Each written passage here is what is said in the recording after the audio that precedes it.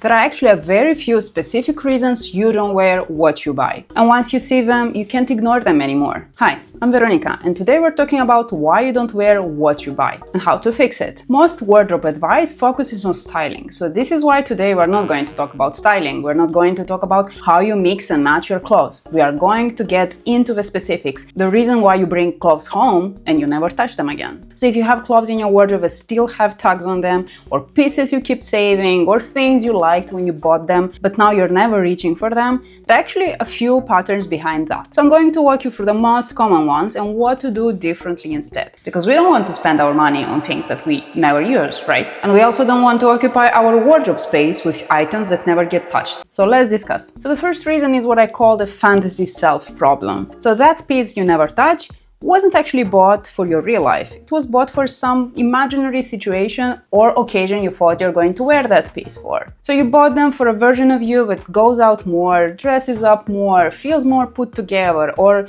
let's say if you always wear pants, you bought a lot of skirts or dresses. Or if you never wear heels, you just got a lot of pairs of heels. So this is basically what I refer to here. So this is a vision you have about yourself, but actually your reality doesn't reflect that. That version doesn't really exist in your day-to-day life. It's just something you imagine your life is going to be. A simple way to catch this before buying something is to ask yourself this question. Where exactly would I wear this next week? Not tomorrow, not the next month, not in a year, not next season, but next week. So you have to be specific. What would be the occasion? What shoes will you wear with? What outerwear are you going to get? What accessories? Like really, you have to think about it. Does this piece fit any of your life scenarios? Not someday, not when I will feel like it, next week. So if you can't answer that clearly, you probably won't wear it. This of course doesn't refer to the situations you're buying something for a specific event. We're just talking basically about our daily wardrobe. The second reason is comfort.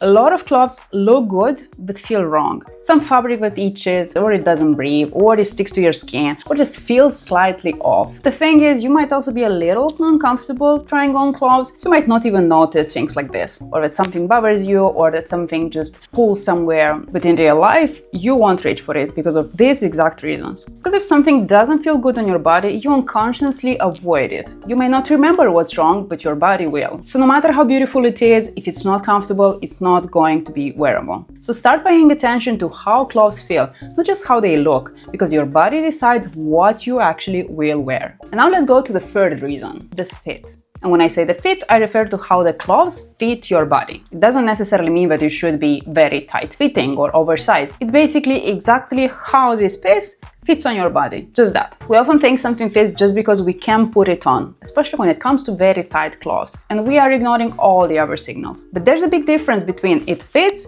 and it feels right. So it's too tight in one area, too loose in another, it pulls somewhere, it shifts when you're walking, it needs adjustment all day. And you will remember all that when you will try to put it on next time. Because even small discomfort is enough for you to stop reaching for it. What you have to do? Raise your standards for the fit. Buy something that really looks good on you and you like how it looks and feels good too. How you can actually understand that in those couple of minutes you are in the fitting room. So what advice I have for you is to try some movements in the fitting room. Raise your arms, try to sit or squat, or try to do some movement. If you have a handbag, try to put it on. Does it restrict you anyhow? Like think how this piece of clothing looks on you. Because when you're buying an item, you're not going to stay still when you're going to wear it. You're going to move, and that means going maybe into the public transportation. You have to hold yourself, so this is also a movement you could also try. Or you could also sit at a desk. So in this case, for jeans especially, they might be very tight in the waistline. So that situation when you're trying to sit is going to show you, is that comfortable or not? Or a tip that I have for people that are asking me what to take into account when buying things for going out for an event, let's say somewhere where they are a guest, I'm asking, is this a dancing party or it's not? Because if it's a dancing party and you dance a lot, you have to try your dance moves. Because if you're moving a lot when you're dancing, your clothes need to support that. So if something feels wrong anywhere, especially for example, if you're raising your arms a lot when you're dancing and you're wearing a strapless dress, that might not be fully compatible. So you have to keep that into account. But there are a lot of things. So basically just try to imagine the exact situation you're going to wear this piece and try to do the movements that are associated with that. So it's pretty simple. Because if you realize you have to adjust a piece of clothing constantly or something feels slightly off, that's already a no. You're not going to wear it. Or you'll be frustrated every single moment of wearing that piece of clothing. That's not something I wish for anyone in this life. And now going to the fourth reason is emotional buying.